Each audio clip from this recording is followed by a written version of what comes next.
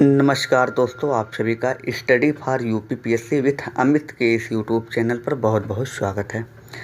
दोस्तों, हम लोग मध्यकालीन इतिहास पढ़ना शुरू किए हैं, जिसमें हम लोग दिल्ली सल्तनत से अपना टॉपिक शुरू किए थे।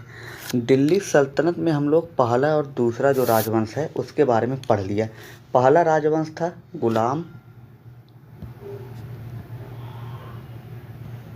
गुलाम वंश या इसी को मामलूक वंश,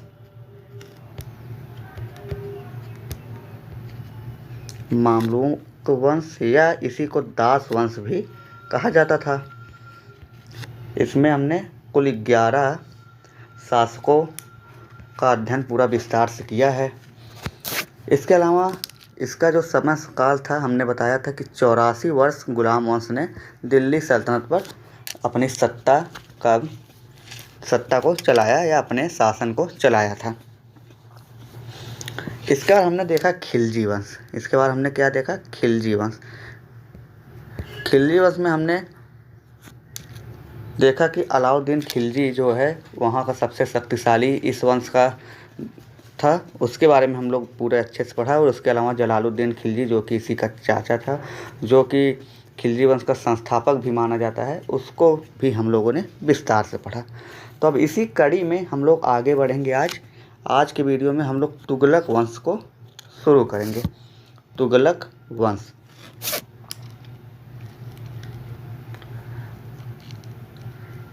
तुगलक वंश जो है, इसका समय काल है शासन करने का 1320 से 1414, यानी 1320 से 1414 यानी 94 वर्ष। 94 वर्ष तुगलक वंश ने दिल्ली सल्तनत पर शासन किया। 94 वर्ष यानी दिल्ली सल्तनत में सबसे अधिक शासन करने वाला कौन वंश था या कौन सा राजवंश था? वो था तुगलक वंश।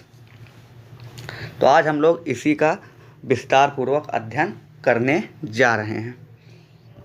चलिए, इसमें सबसे पहला पॉइंट है कि इस वंश में हमें कुल 8 शासकों का इतिहास मिलता है।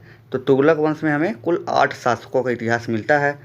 तुगलक वंश के शासक मध्य एशिया, कहाँ के थे? मध्य एशिया के तुर्कमेनिस्तान, मध्य एशिया के तुर्कमेनिस्तान के वासी और निवासी थे।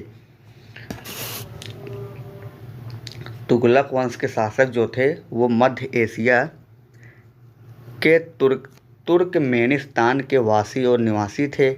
ये लोग तुर्कों के करोना जाति के थे। तुर्कों के करोना जाति थे। मोस्ट इम्पॉर्टेंट क्वेश्चन है स्टार। भारत में ये रोजगार की तलाश में आए थे। तो जो तुगलक वंश के शासक थे, ये भारत में किस लिए आए थे? इनका मुख्य उद्देश्य जो था आने का, वो था रोजगार की तलाश। तो इसमें सबसे पहला शासक जो है तुगलक वंश में, वो है गयासुद्दीन तुगलक। गयासुद्दीन तुगलक। इसका समय काल है 1320 से 1325 ईस्वी। यह तुगलक वंश का संस्थापक था और सर्वप्रथम अलाउद्दीन खिलजी ने इसे रोजगार दिया था। आगे हम लोग गयासुद्दीन तुगलक को जीटी के नाम से जानेंगे, यानी जीटी करके हम अपने नोट्स में लिखें। आप लोग उसको गयासुद्दीन तुगलक ही समझिएगा। तो गयासुद्दीन तुगलक जो है, ये तुगलक वंश का संस्थापक था और सर्वप्रथम इसे अलाउद्दीन खिलजी ने रोजगार दिया था।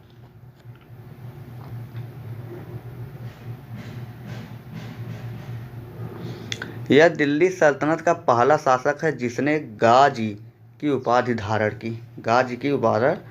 की। गयासुद्दीन तुगलक ने दिल्ली सल्तनत में पहली बार डाक व्यवस्था और नहर व्यवस्था का सृजन किया। Most important question. अगर पूछे कि नहर व्यवस्था और डाक व्यवस्था का दिल्ली सल्तनत में पहली बार सृजन कौन सा शासक किया था? पहली बार अगर पूछे तो यह है गयासुद्दीन तुगलक ने।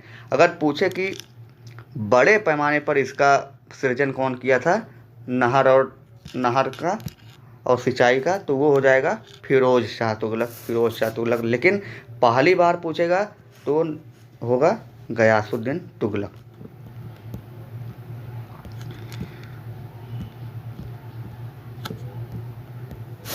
गयासुद्दीन तुगलक जो था वो उदारता और कठोरता के बीच की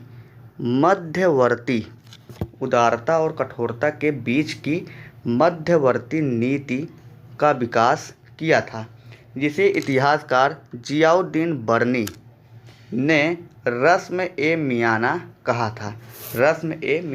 कहा था। यानी कि जो गयासुद्दीन तुगलक था वो उदारता और कठोरता का परिचय देते, मतलब उसके बीच का परिचय दिया, यानी उसके बीच की नीति जो है वो अपनाया। ना उदार था और ना ही ज़्यादा कठोर था, उसके मध्य में था, यानी मध्यवर्ती नीति वह जो था उसका विकास किया। और इसी नीति गयासुद्दीन तुगलक के इसी नीति को इतिहासकार एक हैं जियाउद्दीन बर्नी ने कहा कि ये रस्म ए मियाना है। क्या है? रस्म ए मियाना। यह दिल्ली सल्तनत का पहला शासक है जिसने दक्षिण भारत के तेलंगाना राज्य के शासक प्रताप रुद्र देव को पराजित करके दिल्ली का भाग बना लिया। अर्थात तेलंगाना पहला राज्य है जो गयासुद्दीन तुगलक के समय में दिल्ली सल्तनत का हिस्सा बन गया था। तेलंगाना पहला राज्य है जो गयासुद्दीन तुगलक के समय में दिल्ली सल्तनत का हिस्सा बन गया था।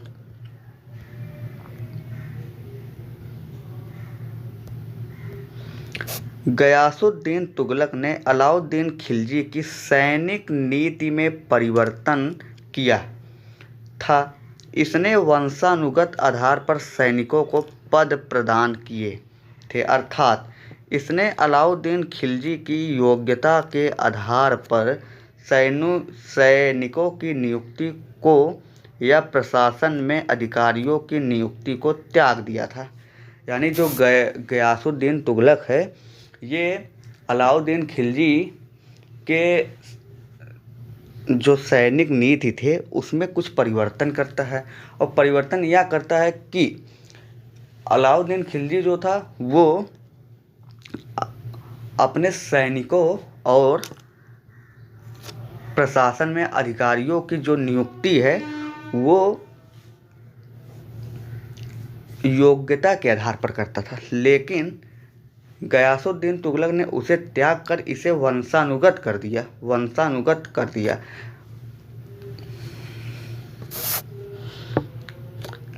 अगला पॉइंट हमारा, इसने अलाउद्दीन की एक अस्पा और दुई अस्पा प्रणाली को भी त्याग दिया। गयासुद्दीन तुगलक जो था ये अलाउद्दीन खिलजी की एक अस्पा और दो अस्पा जो नीति थी या प्रणाली थी इसको भी त्याग दिया।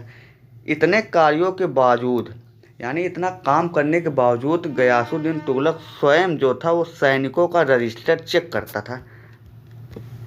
गयासुद्दीन तुगलक ने अलाउद्दीन खिलजी की भू राजस्व पद्धति को त्याग दिया था, यानी भू राजस्व पद्धति को भी ये त्याग कर अपनी भू राजस्व पद्धति का सृजन किया था। इसने मसाहत नामक भू राजस्व पद्धति के स्थान पर, मसाहत जो था ये खिलजी यानी अलाउद्दीन खिलजी द्वारा लाया गया भू राजस्व पद्धति था, तो गयासुद्दीन तुगलक जो था इसे त्याग कर इसके स्थान पर बटाई नामक भू राजस्व पद्धति द्वारा कर वसूला था। तो गयासुद्दीन कौन सा भू राजस्व कर वसूलने के लिए लाया था? तो वो बटाई नामक भू राजस्व पद्धति लाया था। बटाई पद्धति में हमें लंक बटाई, खेत बटाई और रास बटाई का उल्लेख मिलता है। लंक बटाई, खेत बटाई और रास बटाई का उल्लेख हमें देखने को मिलता है। इसने अलाउद्दीन खिलजी की 1/2 दर के स्थान पर भू राजस्व दर के स्थान पर कृषकों से 1/3 भाग वसूला। यानी गयासुद्दीन तुगलक जो है वो कृषकों को 1/3 भू राजस्व कर वसूल कर उन्हें थोड़ा राहत प्रदान किया। इसी पद्धतियों को मूलतः मध्यवर्ती नीति कहा गया। यानी जो यह कृषकों से भू राजस्व कर कम वसूला, इसी पद्धति को इसका मूलतः क्या कहा गया? मध्यवर्ती नीति। इसने यह सुनिश्चित किया था कि एक वर्ष में भू राजस्व में 1/10 से 1/11 से अधिक वृद्धि नहीं की जाएगी। गयासुद्दीन तुगलक का चिश्ती के प्रसिद्ध सूफी संत निजामुद्दीन औलिया से विवाद था।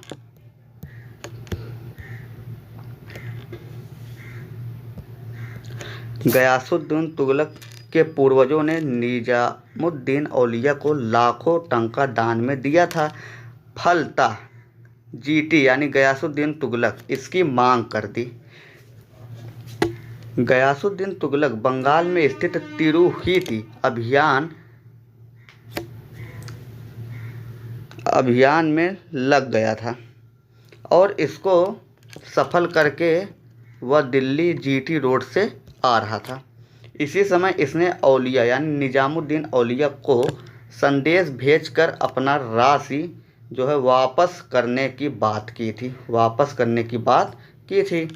फलतः निजामुद्दीन औलिया जी कहते हैं गयासुद्दीन तुगलक से कि हुनूज दिल्ली दूरस्थ, अर्थात दिल्ली अभी बहुत दूर है हुनूज। इसके पश्चात मोहम्मद बिन तुगलक ने गयासुद्दीन तुगलक के मृत्यु का एक षड्यंत्र रचा। तो गयासुद्दीन तुगलक के मृत्यु का षड्यंत्र किसने रचा? MBT यानी मोहम्मद बिन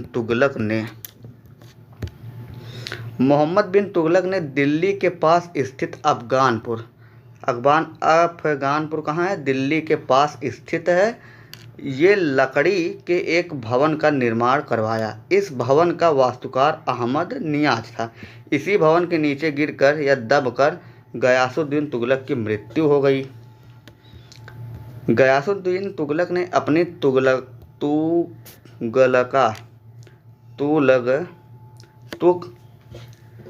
तुगलकाबाद शहर की स्थापना की थी। दिल्ली में तुगलकाबाद स्थापना की थी और यहाँ पर तुगलकाबाद के किले का निर्माण कराया था। तुगलकों का स्थापत्य दिल्ली सल्तनत के अन्य राजवंशों से अलग था। इसके स्मारकों या भवनों की नींव काफ़ी गहरी और बड़ी होती थी। इसी वजह से इनके ऊपर दीवारों का स्वरूप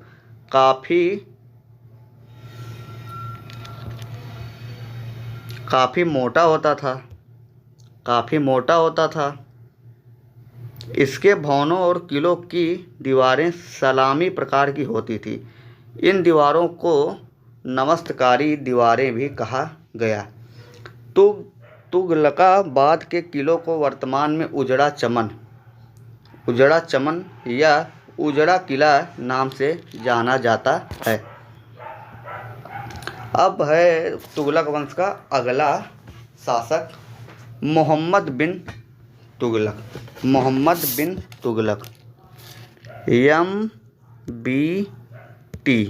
मोहम्मद बिन तुगलक। तो मोहम्मद बिन तुगलक जो था ये अच्छा खासा राज किया है तुगलक वंश में। इसने लगभग 25 वर्ष जो है तुगलक वंश पर राज किया है।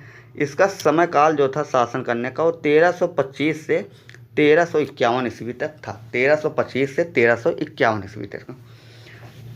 गयासुद्दीन तुगलक के बाद मोहम्मद बिन तुगलक शासक बना। यह इस वंश का एक ताकतवर या शक्तिशाली शासक था। इसके समय में दिल्ली का शासन 23 प्रांतों में विभाजित था। जब मोहम्मद बिन तुगलक शासन कर रहा था तो इसके समय में जो प्रांत थे, प्रांत यानी इक्ता, वो 23 प्रांतों में विभाजित था। दिल्ली का शासन कितने प्रांतों में विभाजित था या इक्ताओं में? तो 23 इक्ताओं या प्रांतों में विभाजित था। मोहम्मद बिन तुगलक के समय में सर्वाधिक आंतरिक विद्रोह हुए थे, जिनकी संख्या कितनी थी? 22 यानी 22। मोहम्मद बिन तुगलक का इतिहास हम रेहला नामक और तारीख़ फिरोज शाही नामक पुस्तक से जानते हैं। तो मोहम्मद बिन तुगलक का इतिहास हम रेहला नामक पुस्तक और तारीख़ फिरोज शाही नामक पुस्तक से जानते हैं। तो ये रेहला पुस्तक जो था ये इब्न बतूता नामक एक इतिहासकार का था। अब हम लोग इब्न बतूता के बारे में जानकारी लेंगे, जो कि मोस्ट इम्पॉर्टेंट है। इब्न बतूता ये भारत 1333 ईस्वी में आता है और भारत से 1342 ईस्वी में जाता है। 1333 ईस्वी में शासन किसका था? मोहम्मद बिन तुगलक का। मोहम्मद बिन तुगलक का। दोस्तों ये सब क्वेश्चन बहुत बार पूछा है, आप लोग इसको ध्यान से पढ़ेंगे तो आपको बहुत लाभ होगा। पूछता है कि इब्न बतूता जो है वो भारत किसके समय काल में आता है? तो हो जाएगा मोहम्मद बिन तुगलक के समय काल में आता है 1333 में, और जाता कब है? लगभग 8 वर्ष के बाद वो जाता है 1342 ईस्वी में। तो इब्न बतूता जो था वो अफ्रीकी महाद्वीप के मोरक्को देश की रबात नामक स्थान से आया था। जब 1333 में यह भारत आया तब इस समय दिल्ली सल्तनत का शासक मोहम्मद बिन तुगलक था। MBT मोहम्मद बिन तुगलक था। इसने इसकी योग्यता, कौन? इसने यानी मोहम्मद बिन तुगलक ने इसकी योग्यता यानी इब्न बतूता की योग्यता को देखते हुए इसे दिल्ली का काजी अर्थात धर्मगुरु नियुक्त किया। मोहम्मद बिन तुगलक ने इसे 1342 ईस्वी में अपना राजदूत बनाकर चीन भेजा था। 1342 में ही यह भारत से वापस चला गया और वापस जाकर इसने अपना यात्रा संस्मरण लिखा, जिसे हम रेहला के नाम से जानते हैं। इसके अलावा एक और इतिहासकार हैं जिनका नाम है जियाउद्दीन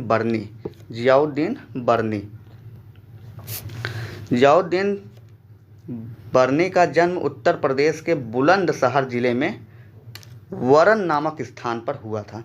तो जियाउद्दीन बर्नी का जन्म जो हुआ था वो उत्तर प्रदेश के बुलंदशहर जिले में वरन नामक स्थान या गांव में हुआ था। इसने फतवा ए जहांदारी, जियाउद्दीन बर्नी का पुस्तकों या साहित्य का नाम क्या है? फतवा ए जहांदारी और तारीख़ फिरोज शाही नामक साहित्य लिखा था। तो जियाउद्दीन बर्नी ने फतवा ए जहांदारी और तारीख़ फिरोज शाही नामक साहित्य लिखा था।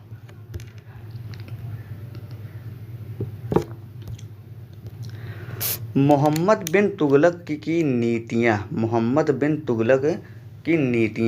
धर्म के क्षेत्र में मोहम्मद बिन तुगलक ने धार्मिक उदारता या धर्मनिरपेक्षता या धार्मिक सहिष्णुता की नीति को लागू किया।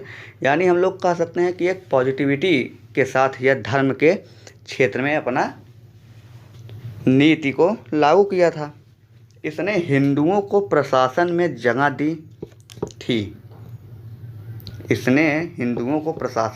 दी थी। इसमें रतन और सिंधुराज का नाम आता है। यह दिल्ली सल्तनत का पहला सुल्तान है जिसने हिंदुओं के त्यौहार होली और दिवाली में भागीदारी की थी। मोस्ट इम्पॉर्टेंट क्वेश्चन, घटना चक्र में कम से कम 20 बार ये क्वेश्चन दोहराया गया है। तो दिल्ली सल्तनत का ऐसा कौन शासक था जिसने हिंदू त्यौहार दिवाली और होली में भागीदारी की थी? तो था MBT यानी मोहम्मद बिन तुगलक।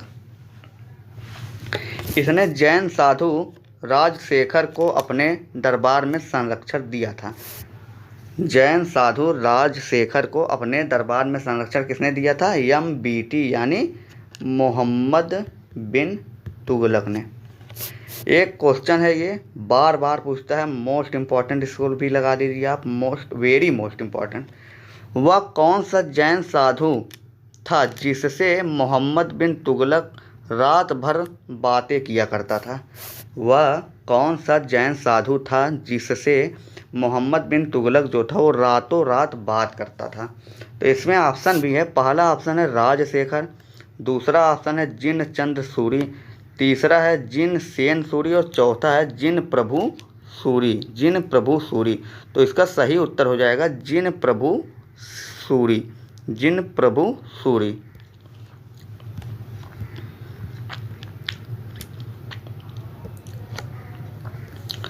मोहम्मद बिन तुगलक ने सूफी संत निजामुद्दीन औलिया के मकबरे को दिल्ली में बनवाया था। दिल्ली में बनवाया था। मोस्ट इम्पॉर्टेंट यहाँ पर एक और पॉइंट आ गया है। मोहम्मद बिन तुगलक ने दिल्ली में जहाँपनाह नगर बसाया था, जबकि मुग़ल शासक हुमायूं ने दिल्ली में दीन पनाह नगर बसाया था। दीन पनाह नगर कौन? ये बहुत पूछता है और बहुत कन्फ्यूजन है, तो HD से आप याद कर लीजिए। HD, यथ से हो जाएगा हुमायूं, D से हो जाएगा दीन पनाह, और MBT यानी मोहम्मद बिन तुगलक ने दिल्ली में जहाँ पनाह, JD जहाँ पनाह, D और J DJ जहाँ पनाह मोहम्मद बिन तुगलक ने बसाया था। कहा जाता है कि मोहम्मद बिन तुगलक जो था वो दिल्ली सल्तनत के जनता के लिए अच्छा नीति तो कोशिश करता था लाने के लिए, नीतियाँ बनाता था, लेकिन इसकी जितनी भी नीतियाँ या योजनाएं थी वो असफल हो गई। जितनी भी इसकी योजनाएं थी वो असफल मानी जाती हैं। इसने 5 योजनाएं बनाए और जो 5 योजनाएं था इसका असफल हो गया था, इसीलिए वहाँ की जनता इसे पागल सुल्तान या मूर्ख सुल्तान के नाम से पुकारा करती थी। तो अब हम लोग उसकी योजनाओं पर चर्चा करते हैं। भारतीय इतिहास में मोहम्मद बिन तुगलक अपनी योजनाओं के कारण चर्चा में था। इसने अपने समय काल में कुल 5 योजनाएं लाई और सभी असफल हो गई थी। इसीलिए इतिहासकार ने इसे पागल सुल्तान या मूर्ख सुल्तान कहा। इसने अपने समय काल में विभिन्न योजनाएं लाईं, जिसलिए इसकी प्रशंसा भी करनी चाहिए, क्योंकि अगर योजनाएं जो थी वो सफल हो जाती तो इसका इतिहास में नाम जो था अद्वितीय होता। जहाँ तक योजनाओं की सफलता और असफलता की बात है, यह प्रशासन के अधिकारियों एवं कर्मचारियों पर निर्भर करता है। इसमें शासक का विशेष दोष नहीं दिया जा सकता, यानी पूरा दोष हम लोग इसमें शासक को ही नहीं दे सकते, क्योंकि जो शासक द्वारा नियुक्त होते हैं कर्मचारी अधिकारी, ये लोग भ्रष्टाचार के तहत जो है वो काम को अच्छे ढंग से नहीं करवाते थे, जिस कारण वह कार्य जो होता था या योजनाएं जो बनाता था वो असफल हो जाता था।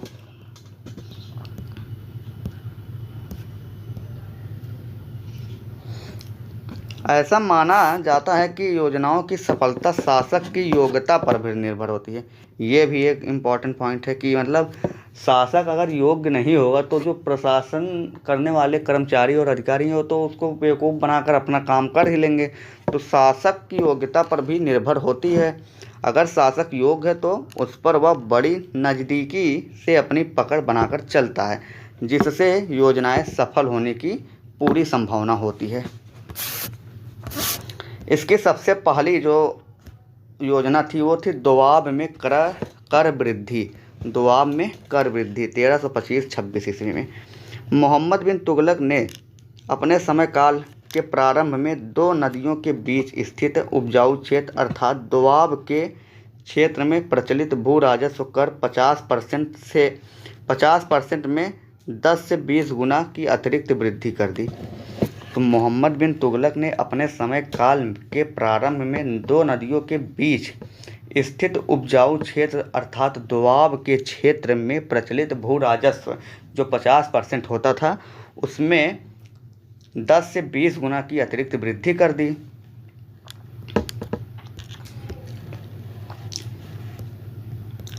दोआब में कर वृद्धि को सुल्तान केंद्रीय राजस्व में वृद्धि करना चाहता था। दोआब में कर वृद्धि करके सुल्तान केंद्रीय राजस्व में वृद्धि करना चाहता था, लेकिन यहाँ के किसान कई प्रकार की प्राकृतिक आपदाओं के शिकार हो गए। फिर भी सुल्तान के अधिकारी और कर्मचारी निश्चित समय पर निश्चित भू राजस्व कर वसूलते रहे। इससे कृषकों ने सुल्तान के खिलाफ विद्रोह कर दिया और जब सुल्तान को पता चला तब इसने इस योजना को असफल घोषित कर दिया। नोट है, मोस्ट इम्पॉर्टेंट नोट है, योजना के असफलता के बाद कृषकों की सुधार के लिए मोहम्मद बिन तुगलक ने सोंधा नामक कृषि ऋण दिया था।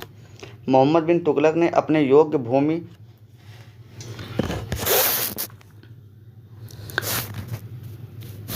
विस्तार के लिए और कृषकों के हितों के रक्षा के लिए दीवान-ए-कोही नामक कृषि विभाग बनाया था। तो दीवान-ए-कोही नामक विभाग किससे संबंधित है? कृषि से। दूसरा हमारा है राजधानी परिवर्तन। राजधानी परिवर्तन 1327-28 ईस्वी में। यह मोहम्मद बिन तुगलक की दूसरी योजना थी। इसमें मोहम्मद बिन तुगलक ने अपनी राजधानी को दिल्ली से देवगिरी में स्थापित किया था और देवगिरी का नाम बदलकर दौलताबाद कर दिया था। यह महाराष्ट्र में स्थित था। सुल्तान ने योजना के लिए बड़े पैमाने पर तैयारी की थी और कहा था कि देवगिरी उत्तर भारत और दक्षिण भारत के मध्य में है।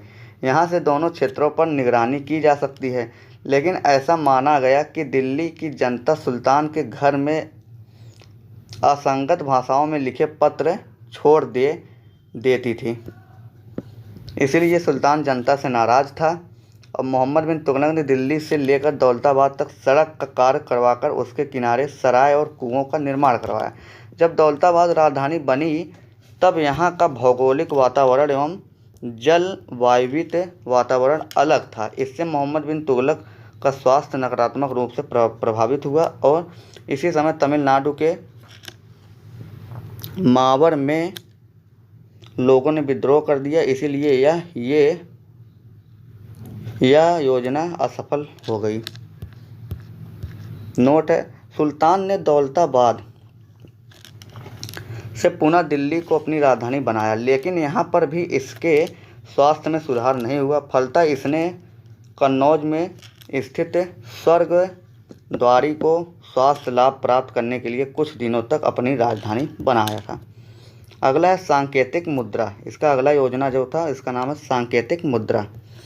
मोहम्मद बिन तुगलक ने सांकेतिक मुद्रा के रूप में चांदी के मुद्रा के स्थान पर कांसे के मुद्रा को चलवाया था। मोहम्मद बिन तुगलक ने इसकी प्रेरणा चीन शासक कुबलई खान से ली थी। इसकी सांकेतिक मुद्रा का नाम चाऊ था। कुबलई खान के सांकेतिक मुद्रा का नाम चाऊ था और यह सफल हो गई थी। जबकि ईरान के शासक गयकातु खान ने भी सांकेतिक मुद्रा चलाई थी, लेकिन यह असफल हो गई थी। मोहम्मद बिन तुगलक के समय चांदी की कमी हो गई थी, फलतः यह चांदी को संरक्षित करना चाहता था, लेकिन इसने अपने सिक्के का स्वरूप या सांचा ढांचा स्पष्ट नहीं किया, जिससे दिल्ली की जनता ने अपने घरों में टकसालों की स्थापना करके अवैध व नकली प्रकार की मुद्राएं बनाने लगी और सुल्तान और जनता की मुद्रा में कोई अंतर नहीं था। इससे दिल्ली के सड़कों पर सिक्कों की भरमार हो गई। फलतः यह योजना भी असफल हो गया। यहाँ पर एक नोट है, प्रसिद्ध अर्थशास्त्री ग्रेसम ने यह कहा कि बुरी मुद्रा अच्छी मुद्रा को प्रचलन में से बाहर कर देती है। इसे ही ग्रेसम का नियम कहा जाता है, लेकिन यह नियम वस्तुतः यहाँ लागू नहीं होता है, क्योंकि मोहम्मद बिन तुगलक की मुद्रा का सांचा ढांचा था। इसके अलावा चौथा जो योजना था वो था खुरासन विजय। खुरासान विजय। मोहम्मद बिन तुगलक ने अपने समय में मध्य एशिया में स्थित खुरासान अभियान की योजना बनाई और लाखों सैनिकों की भर्ती करके उन्हें अग्रिम वेतन दे दिया, लेकिन खुरासान में चल रहा उत्तराधिकार का युद्ध समाप्त हो गया। यहाँ पर वैध शासक की सत्ता आ गई, अतः यह भी असफल रहा। फिर आता है कराचिल अभियान इसका 5वां अभियान था। यह स्थान हिमाचल प्रदेश में स्थित कुमायूं का भाग है। इस अभियान की योजना भी सुल्तान ने बनाई, लेकिन इसकी भौगोलिक स्थिति के अनुसार सेना को ट्रेनिंग नहीं दिया, अतः यह अभियान भी असफल हो गया।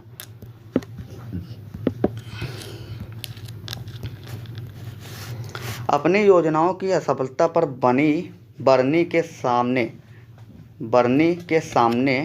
बर्नी एक इतिहासकार था। इतिहासकार बर्नी के सामने मोहम्मद बिन तुगलक ने कहा था कि मेरा साम्राज्य रोगग्रस्त हो गया है।